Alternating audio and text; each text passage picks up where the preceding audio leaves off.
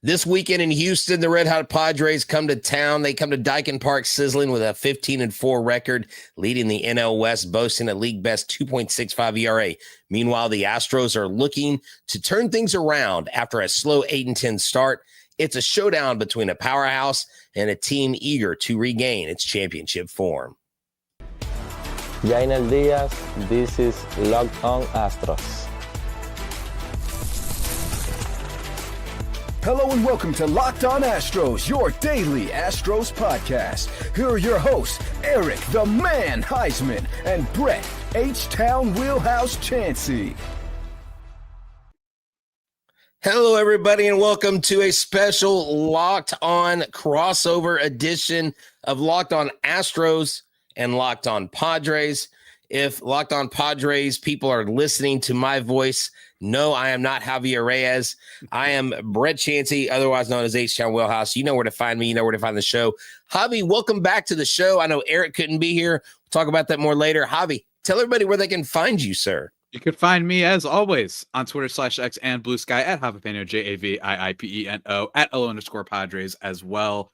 Doing stuff over there, man. It's been pretty okay for my team. I know it's been a little bit weird for once for the Astros. But yeah, man, I'm excited. We haven't done a crossover in a while, so looking forward to it. Awesome. Good deal. Now, is that the Fernando Tatis pre-suspension or post-suspension? Oh, good question, actually. I don't remember. I think it's post. Okay. I think so. Okay. I forgot when the friends. I forgot when they sent this over, but yeah, that's a great question. I had to. I still got my squirrel friend though, so we're there. Good. You go. Well, usually we're the guys getting the jokes, and so it's good to fire shots across the bow.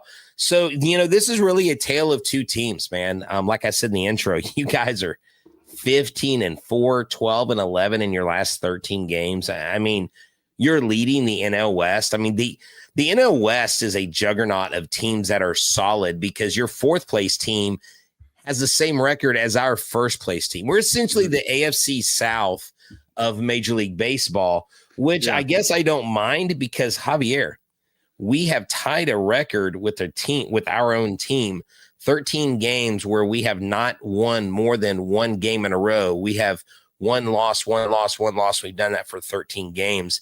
And so we lost. We're hoping to get a win tomorrow night. Tell us about your Padres. How pleasant? I mean, are you pleasantly surprised?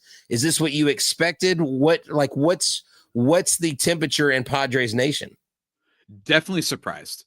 I wouldn't say I'm just surprised at individual players. I think it's one of those things where the record and them winning as much as this has been a surprise because bottom line is this was a team that, made it to the NLCS. Made it to the NLDS. They were close to being at the NLCS. And then the Dodgers got a whole lot better. The D-backs got a whole lot better. The Giants, they ostensibly added two big stars in one Jung-Ho Lee. I know he last year, but he didn't play much. So you got him and you added Willy Adames, who's great, really great too.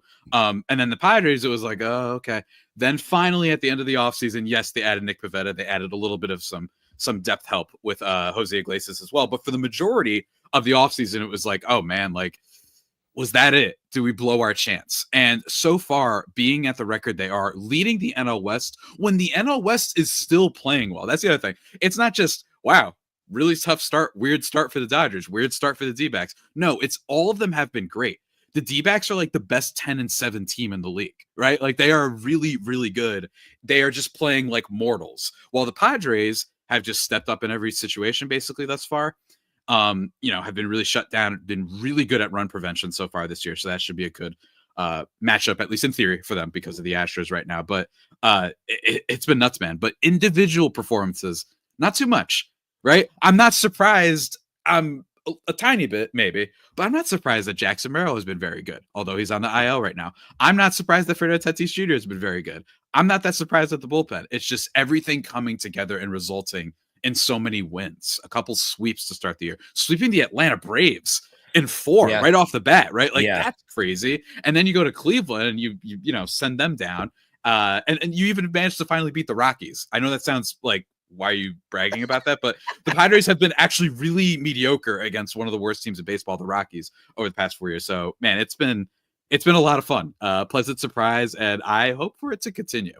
That might be biased, but I hope for it to continue. Well, so the Rockies are to the Padres as the Athletics have been to the Astros. Okay. And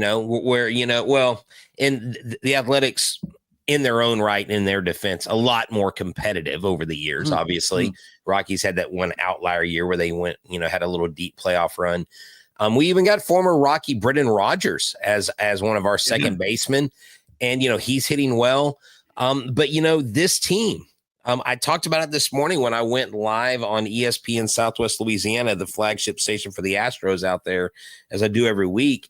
And I talked about how Jake Myers and Jose Altuve are carrying this offense. I mean, they have the highest OPS on the team. And when Jake Myers is one of your key cogs in your hitting wheel, that Jake Myers, if you know anything about him, is that he starts off really well. Once you get into May into June, he then cools off and comes down to earth. I mean, he's hitting 67. He's not a world beater by any stretch of the imagination. But, Jose Altuve came out firing, was hitting 429 early in the year. I think he's down to like 320 or something now. But he's hitting, Jordan only has 2 home runs. Jeremy Pena, Jose Altuve both have 3. The home runs have not come. The pitching has been really good, has been really solid. We have now, I think, a solid 7, 8, 9. At least I'm crowning Brian King, the 7-inning guy, Brian Abreu, our 8th inning guy, obviously, and Josh Hader, who has been great in save chances this year. So he's actually gone multiple innings more than once. And I know about Josh Hader. He was there for a short while. So where this team is, I don't think is where they will be at the end of the season. This is a marathon, not a sprint. And I know, and I'm not trying to knock the Padres down, but that's an incredibly competitive division. Yeah. And to think that the Dodgers stay in third place and the Padres stay in first the whole season, I think there's going to be some jockeying for position with you guys and them. And I really think it's a race between you guys and the Dodgers, if I'm being perfectly honest. But I mean, there's not many losses that separate the top 3 spots. No, this is a division that, and I've been saying it all year, and it's not like a unique opinion, but maybe this could be finally, it gets talked about a lot, the year where you get 3 playoff teams from the same division. Because I think the Giants, to an extent, I'm not fully buying their starting pitching, but I love their offense. I think that their defense is great. They're hitting at the right time. And then the D-backs, I think, are incredibly good. And they've been awesome the past year. Last year, their entire pitching staff exploded, and they're still really good. So I think that team's going to be fantastic, too. And the Padres do, admittedly, while they have basically top-end talent that can compete with LA, the depth can at least be an issue every now and then. Don't get me wrong. It's not a giant issue, as I think some others make it out to be. But yeah, man, for sure. And I think that in your defense for the Astros, it's kind of one of those teams where the reasons they've been bad, at least offensively, I kind of don't fully believe. Like, I don't believe that Yordan Alvarez is just going to be a 99 WRC plus guy, right? Like, this is not going to be a below average hitter. He's one of the best offensive players in the game, not like full stop. You got your Shoheis, your Trouts when healthy, your Judges. And you really do have Yordan Alvarez. Like, it's actually a fun debate to talk about. Like, kind of better than Bryce Harper right now. It's just Bryce Harper's more famous. He's got the moments and all that. But Yordan Alvarez is a freak. And I think that Christian Walker, free agent signing, he's not going to be a 52 WRC plus guy. Yainer Diaz, I just think that there are some guys in this lineup that I'm like, that will get better. But it is also true that they lost Kyle Tucker. You know what I mean? They lost Alex Bregman. So what happens there, I think, is going to be the question for not just this series, but for the rest of the season. Well, yeah, I mean, Alex Bregman just had his first 5-hit game the day after he came off his second child being born. I remember when Knox was born here, like the next game he came off and hit a home run. He kind of has this dad strength thing where like he's like showing off for his kids. What a cool position to be in, right? What a neat position. And look, I'm glad to see them succeeding. They both gave their all to this city, but it's also painful to watch because you're like, man, Alex Bregman's never had this hot of a start. He's been a classic slow starter. And Kyle Tucker, I mean, really, if there's anybody in Chicago that they need to sign, Kyle Tucker's that guy because they haven't had that star since maybe like Chris Bryant had his fall off, Anthony Rizzo had his fall off. They really haven't had anybody in Chicago in a long time, but we'll talk more about that. I want to talk about the Padres and the Astros strengths going into this series after we hear about our friends at Amazon Fire TV here next. Hey, what's up, everybody? I am H-Town Wheelhouse, and I am here for Amazon Fire TV. Did you know that your Fire TV is also an Xbox? You can turn any TV into a gaming and entertainment system with the Fire TV Stick 4K device. No console required. Just grab your paired controller, subscribe and sign in to Xbox Game Pass Ultimate with EA Play included, and you're ready to play. Dive into hundreds of premium titles like EA Sports College Football. They brought it back. And Call of Duty, which I absolutely stink at, Black Ops 6. I wasn't even good at Black Ops 1, but let's keep moving because it has the latest technology elevating your play with Wi-Fi 6E and auto low latency mode, advanced technology. That's my kind of gaming. Fire Stick TV 4K delivers smoother, more responsive gameplay. That's right. While 4K streaming, watch more than 1.5 million movies. I don't even have that much time on the earth, but let's go for it. And from your favorite subscribed services, Netflix, Prime Video, Disney Plus, Max, and more. Trust me, when you get this, you're going to love it. So head to Amazon.com/Fire TV Locked On to get started. Xbox Pass Ultimate subscription and compatible controller required. Available on select devices, including Fire Stick TV 4K, second gen, Fire TV Stick 4K Max, first and second, and Fire TV Cube, third gen. Go check them out today. All right, how's that for a quick hat change? Welcome to Locked On Astros. We are your team every single day. Eric is not here tonight. He is not feeling well. Man, we have been hit by it, dude. Not only are the Astros going through it, we've been going through it. We're both teachers, Javi, and let me tell you, it is the end of the year. And look, I love every one of my kids in my classroom, but they are already in summer mode, and we still got 5 weeks left. Man, I relate to them kids because, man, when it was like the senioritis was real with me, man. I don't even I'm just going to be honest with you. High school, I don't remember going to class. I went to class, but I don't remember, I think I just would walk out at points like that. Those last 3 weeks were gold, man. I miss it so much. I hear you, man. I hear you. Yeah.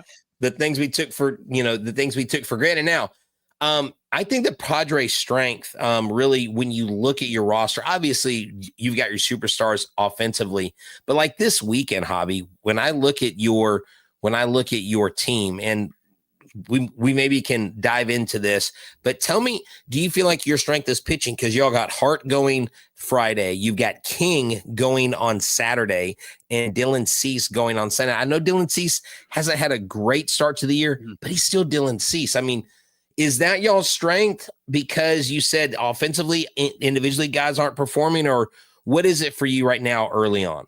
So for the Padres' strength is kind of boring. It's that Fernando Tatis Jr. is having one of those seasons where he might just carry an entire offense, and there's only a few players in the league that can do that, right?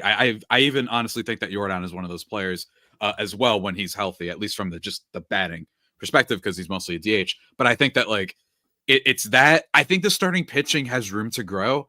Kyle Hart's going to be interesting. He's kind of had two pretty solid starts and then a nightmare start, granted against the Chicago Cubs, but when they hit him hard, and he wasn't locating his pitches. So he's coming back to Major League Baseball. So if there's one game that I'm I'm not saying that the Astros will win this one or vice versa, but it is one where I'm going to be interested to see. How far can he get, I think, is the key. He doesn't have to go crazy, and hopefully the Astros can keep slumping. You know what I mean? Jordan, wake up next series. You know what I mean?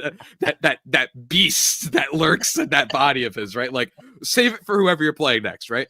Maybe that happens. But if it doesn't, then the thing becomes the Padres bullpen. That is unabashedly their strength. It is the best bullpen in baseball. The fact that they have a guy like Yuki Matsui and Wandy Peralta, who's having a bounce back. He's inducing, a great ground ball rate. He strikes out everybody. And then you've got Yuki Matsui, who is this really not undersized. You don't use that term in baseball, but he's this small sort of guy who doesn't have the best fastball in the world, not the best velo, but the splitter, the sinker, he gets guys to swing at some of the most out of zone stuff in the entire league. In terms of the top 6 pitchers in Major League Baseball right now, in terms of induced vertical break, 3 of them are Padres. That's Nick Pivetta, who we talked about in the first segment, Yuki Matsui, and then the last one, Jeremiah Estrada, who's a high leverage guy, and he's the one who brings the fire. He brings the energy, and this guy's untouchable. Astros fans might even remember from last year. He was the player that the Padres called up who struck out at one point 13 batters in a row. Like, that dude is an absolute stud. And then you've got Robert Suarez, who just throws heat after heat, and then he's the one that's really calm. You know what I mean? Jeremiah Estrada is the one that's like pumping himself up. And then Suarez, he comes in the crazy musical play, and he's just like, okay, all right, change up now. Gonna throw 102 real quick. All right. And with Robert, you know what I mean? Like, he throws really hard, and then you have his changeup, which has gotten a lot better this year. I was a little bit worried about him heading into this year. It's not that he can't be hit, especially with some of these guys in this Astros lineup, but the changeup is what's key. Just having to face this mixture of speed. He goes right after guys sometimes in a confident way. I think it's the Padres bullpen. So if Kyle Hart can just go full 5 innings, maybe even just 4 2/3, I think that the Padres are like, that's good. That's what we need, because we trust our offense to get enough, and we know that our bullpen is just absolutely ridiculous, and we're getting more guys back from the IL soon. Well, I tell you this, you guys dodge a bullet in not having to face Hunter Brown. Hunter Brown has been excellent. You do get Ryan Gusto. Ryan Gusto is a rookie. He's going to make his second major league start against y'all Friday. He's got a lot of good stuff, man. This dude can absolutely throw the rock. He has got gas on the mound. Wisniewski has been a great, pleasant surprise in that he's our 5th starter, but he's come in and he's done the job admirably. Struck out 11 batters, career high for him. He was underutilized and improperly utilized in Chicago as a reliever, going back and forth. And they're like, you're going to be our 5th starter. I actually got to interview him before he started the season. What his brother plays with some guys that I know that pitch for St. Thomas University here in Houston. And I was really impressed with Hayden's just mindset going into the season. Look, it's a new club. I'm just going to do what I can do. I know I'm a starter. I'll do what the Astros ask me to do. And that's all he's ever done. He's a great kid. He's from Cy-Fair. So we got him. Unfortunately, Arrighetti is on the IL. He got beamed in the hand at BP. I don't know if you saw that. He broke his pitching thumb. No. Okay. He was out in the outfield, and he tried to duck. And when he put his hand over his head, the ball hit his thumb, broke his thumb. But he's also a Houston kid. But, we got Framber Valdez. We have Hunter Brown. I know some people here they're not too keen on Framber right now, but Hunter Brown, I think, is the ace of this ball club. I think he's the future ace. I think he's got ace material. And some people say we may have waited too long to sign him to an extension. Other people say we still have another year. But he did sign Scott Boras on as his agent. Scott Boras hasn't treated us terribly. He's given us a deal with, Altuve and some others. With Bregman, it didn't work out. But I think right now our strength is probably out, 3 or 4 of our starting pitchers. And then in our bullpen, not everybody in the bullpen is nails, but I think Brian King, I think Brian Abreu, when he comes in, Josh Hader, that's where our strength is. Our strength should be Altuve, Paredes, Walker, Yordan, Diaz. But hey, Cam Smith, look, Cam Smith's only hitting 200 right now. But I think Cam Smith hitting 200 is more a side effect, not of him being a rookie, but being around other 200 hitters. Hitting, I believe, and winning is contagious. And I think once this club starts hitting, you're going to see a lot more confidence down to the bottom of the lineup. But our strength can be Yordan. Our strength can be Walker. But, man, a lot of people are down on Christian Walker. A lot of people are like, is this another Jose Abreu? And I'm like, 2 different stories. Yeah. But, and he just, dude, this is a guy that used to play in y'all's division. This guy hits bombs. So I was going to bring him up. Like, is that the guy that's like, we're the team to be like, hey, I remember these guys. I'm going to hit well against these guys. But I feel you, man. There's just, and Cam Smith, a guy who, if you look at like FanDuel odds, was like plus 6,600 for Rookie of the Year. And then when they announced him as a starter, it started becoming this narrative of like, hey, not only did they get Isaac Paredes, which is a good player, and I know he's had like a really good stretch lately.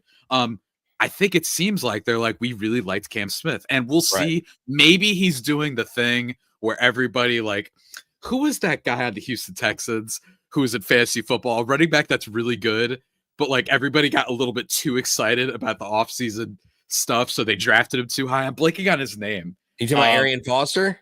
No, not Arian Foster. It was like a couple years ago. I forget his name. Okay. And he's like a fine player.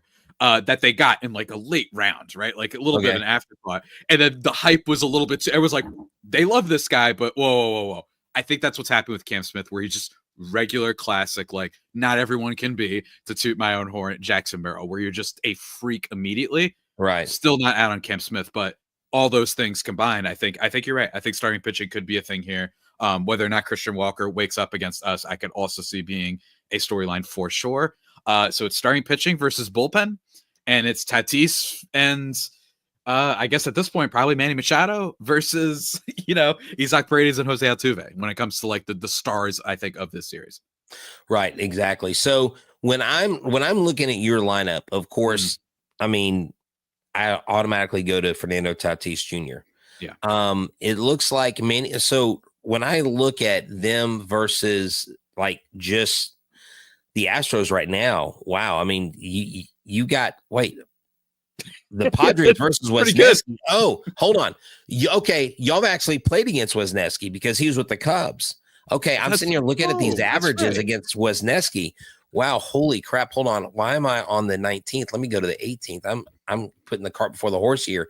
I'm trying to see how you guys match up against, well, I guess I'm trying to look at y'all's. Tell me where you guys are with your top three hitters. Give me your top three hitters. Tatis Jr., Manny Machado, and who else is out there? And probably Jackson Merrill. He is not going to be available for this series. That is that's right. He's on the IL. That's the other thing. So it's probably Tatis, Manny Machado, and then weirdly enough, Gavin Sheets, which is a really weird name, but he's rocking a 145 WRC plus. You're not going to see him necessarily every game, depending on righty-lefty matchups. He does not hit at all against lefties.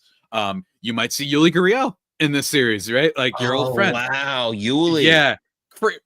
Not a fan because he hasn't been very good, and I don't really know what they're doing with him there. But they usually play him a little bit against righty. And don't y'all have Machete? Don't you have Martin Maldonado? Yes, we did. We have Martin Maldonado, who's had a couple moments for the team. He's still just a backup catcher, but for the most part, this is a lineup that has gotten contributions from everybody when they have needed it.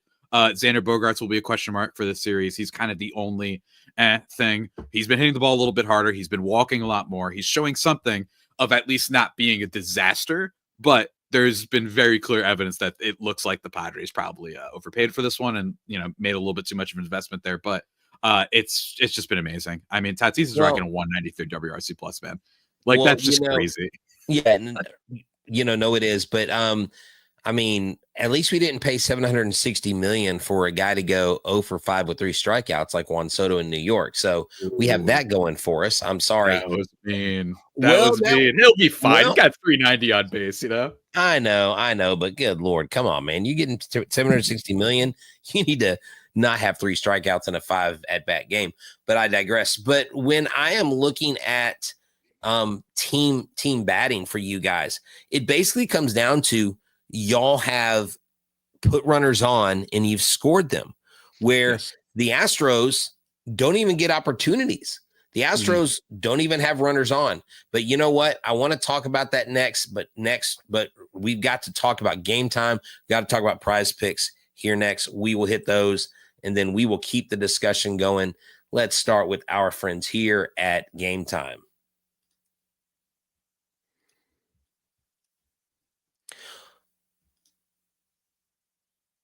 What time is it? It's game time. You know that catching MLB games live there's nothing like it. The crack of the bat, the roar of the crowd, the smell of the Crawford dogs sitting in the Crawford boxes, smelling that popcorn right there. Plus ticket prices drop as the game gets closer. You don't have to plan months in advance. You can wait till the day of the game.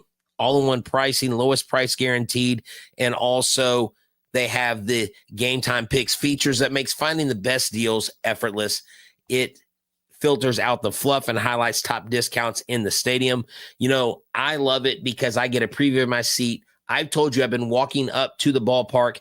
I put in what I want. I've seen where my seat is, and I walk in less than 5 minutes. I'm in there. Why? Because I have an account with Game Time. But if you don't, you can take the guesswork out of buying tickets with Game Time. Download the Game Time app, create an account, and use the code LOCKEDONMLB for $20 off your first purchase. Terms do apply. Again, create an account and redeem the code LOCKEDONMLB. That's LOCKEDONMLB for $20 off. Download Game Time today. Last minute tickets, lowest prices, guaranteed. And our friends at Prize Picks want you to play fantasy the right way, the strong way, the way that puts cash in the bank. That's right. Use the code LOCKEDONMLB and get $50 instantly when you play $5. With Prize Picks, you simply pick more or less than 1 or 2 player projections and you're in. You can even combine across sports, basketball, hockey, baseball, and more. Hey, the Rockets and the Astros are going to be playing on the same night. Why don't you pick some props? Amin Thompson, 3 blocks. Heck, Jalen Green, 4 3-pointers, or even a Rockets win. Let's check it out. You can even go with Luka Doncic with 28 points or more, but who cares about Luka? Who cares about Jason Tatum? It's all about the Rockets, baby. I love it because it's easy, and I use the promos like Taco Tuesday when they discount player projections. So download the app today and use the code LOCKEDONMLB and get $50 instantly after you play your first $5 lineup. That's code LOCKEDONMLB to get $50 instantly when you play your first $5 lineup. Prize Picks, run your game. All right, now let's get back to the important stuff. Javi, I was kind of late on the break there, but hey, we got to pay the sponsors. We got to pay the guys that pay the bills. So let's wrap up our show with this. Do we have one playoff team here, or do we have 2 playoff teams? And that could be one playoff team in the Padres or Astros, or 2 playoff teams in the Padres and Astros. What do you think is the higher probable thing going forward? Now, we're projecting out for 15% of the season gone. We are putting the cart before the horse. But what do you think?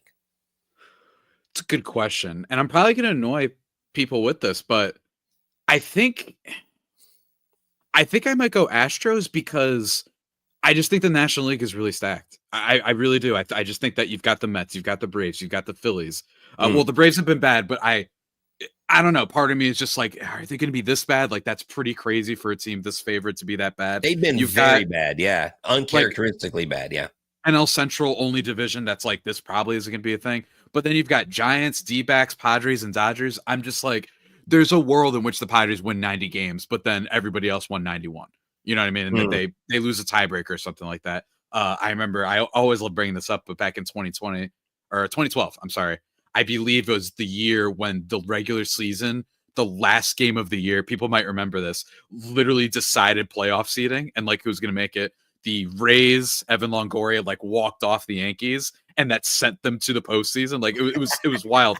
That could happen this year, right? That could happen this year. And I see a commenter saying, the Padres are going to the World Series this year, and they could get Alcantara from the Marlins. That would be sick. However, look, man, look at this. That's another big thing. Look, you got some more love. Padres. Yeah, I love it. I appreciate it. Thank you, Miss Scott. Thank you. And look, another one. Padres can't let me down this season, honestly. Look at that. You got some love from H-Town, man. I love that. I love that so much. I love the folks. I think that the one thing I will say about the Alcantara thing, and I think one thing that the Padres do not have compared to maybe some other teams, is the farm system's a little weak. So I don't know what they're going to be able to do if things go wrong, if they need to tinker at the deadline, unless the Marlins are ridiculous and they just have to give up a little bit for Sandy. I don't necessarily foresee that. I don't think they need that, though. I think they just need to make minor kind of additions at the deadline. I don't think they have to make a big one because, frankly, I don't want to give up the remaining 2 prospects that are really, really important that they still have. So we'll see how that goes. But I just think that, Mariners, unfortunately, I mean, great pitching staff. Obviously, everybody knows that, probably the best in the game, frankly. But that's a team that basically, because of ownership, has been like, Julio Rodriguez has to be what Tatis is doing right now in order for you guys to be like a great team, right? It wouldn't shock me if the AL Central has some regressions. I think the Astros can be better than the Guardians, than the Tigers, than the Royals. I could see that. AL East gets a little bit weird because I think the Yankees are going to be solid. I think that the Orioles are going to be solid. I think the Red Sox could be great, but likely solid. So maybe that gets a little bit weird. I just don't see teams that are so obviously going to be great the way that I do in the National League. No, like, I think that Phillies are going to be awesome. Like it's a lot. It's a lot to compete against. Well, Javier, too, all the moves, all the big stars sign in the National League. And of course, we're over here going, we're losing all our guys. And then we're like, but they're all going to the National League except Bregman. Yeah, I know, right? Everybody's going to beat up on each other.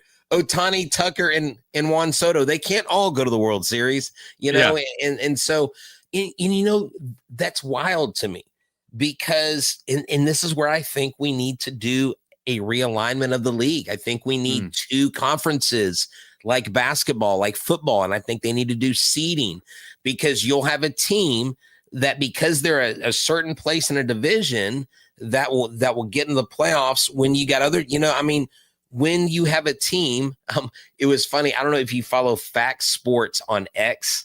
It is the parody. So he said Rob Manfred decided that that only 3 teams will be allowed from the National League in the playoffs, and they are the Padres, the Giants, and the Dodgers, or something like that. Talking about how good you guys have been.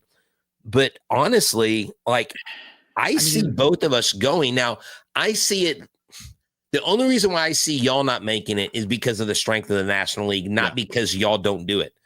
But the reason why I see the Astros not doing it possibly is they just don't get their stuff together. Last year they got 11 games down and came roaring back and did something that only one other team had done. Not usually sustainable for you to be able to do that multiple years. You can't just, in baseball, that's just not usually how it works. I agree with that. And the conference thing is interesting. Not to totally hijack the point, but unlike those other sports, it's at least a conversation to have because in baseball, the reason these central teams, like in football, could just be like, well, they're bad right now. It happens. Right. In basketball, you don't have a star or whatever. You didn't get the lottery, whatever.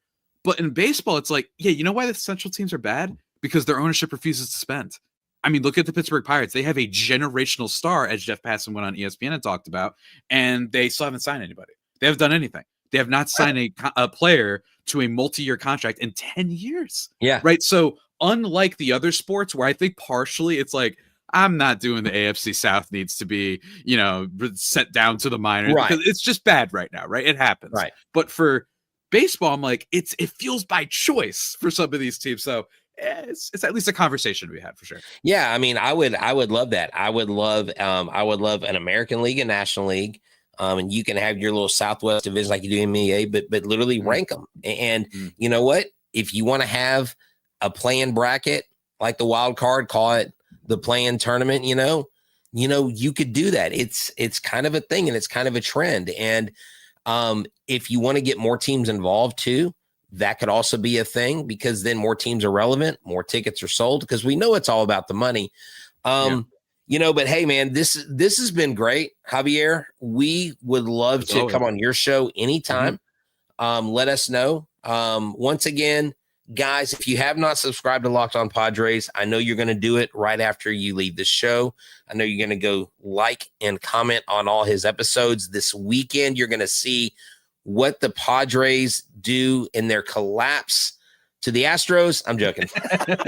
Hey, man. It could happen. You never know. These things change. It's baseball. Well, the last time I went to a Padres Astros game, it was Tatis pimping a home run and doing his little step back. Was it the medallion phase? Was that 2021? It was Oh my God. That was the one that made me cry. I was I felt so blessed. It was the one where it was 2 outs at the bottom of the ninth, maybe. Yeah, I was there. Because Altuve, I believe Altuve had hit a home run to give the Astros the lead. We were like, yeah. I was with my friends visiting friends for the first time too. Oh man, I was with my friend in DC and we were at a Nationals game and we were watching on the phone. And it'd been the first time I'd seen friends since the world ended, right, in 2020. Wow. First time I saw people in person for a while, so it was a lot of fun. And we're at the Nationals game, we have it on the thing, and we're like, no, we didn't get we just couldn't believe it. That was back during the golden age of Tatis. Oh yeah, it was also when back, so we'll see. It was when Taylor Jones dropped the pop up that would have ended the game. I remember the game. I remember that. Oh man, wow. And that version of Tatis is what we've been getting so far this year, striking out less than he is walking, right? He is so much more locked in at the plate. He's not being fooled by outside stuff. And it's a genuine about that. No one should be. And it's a genuine new plate approach. With 2 strikes, he widens his stance. Otherwise, not as much of a leg kick. He lets it come to him. That's awesome. Very scared of him. He's been awesome. Well, man, in the spirit of the late great Tony Gwynn, I'll just say this: I'll never forget. I've got two memories that are imprinted on my brain. One, watching Tony Gwynn out in right field and see a ring of sunflower seeds by the end of the game in the Astrodome, and then Kevin freaking Brown. And that's all I'll say. Kevin Brown. Oh man, we should have won that year, Javi. But no, the freaking Padres got in the way. Yeah, Padres low key can be like a thorn in the Astros sight. It's really, I love when teams have like the random rival where it's like Chargers Broncos when Peyton Manning with the Chargers. It's like, why are the Chargers like your rival? Like, I like random ones, not like historic ones. Historic ones are great too. But it's just funny when it's like, why is that like for us? It's the Rockies. Like, what's going on? Because that was the year. That was the year we got the big unit. That was the year we got Randy Johnson, and he was killing it. Oh, yeah, 98. I mean, that was gonna be the team that like went all the way. And nope. Thanks, San Diego. So you know what? We're still mad about that, and we hope we beat the brakes off the guys this weekend. We'll see. We shall see, man. Going to be a fun series for sure. Yeah, man. Well, hey, y'all have a good one. That's, for me, for myself, from Eric, and everybody at Locked On Astros, Locked On Padres, our 15-person production group behind the scenes. Y'all have a good one. This has been a mammoth show. This has been a great show. Javier, thank you so much. Bless you, sir. Have a happy Easter weekend, and we shall see you soon. We're out. Woo! That was good, man. It was great. That was great. That was great. Great fun. Great fun.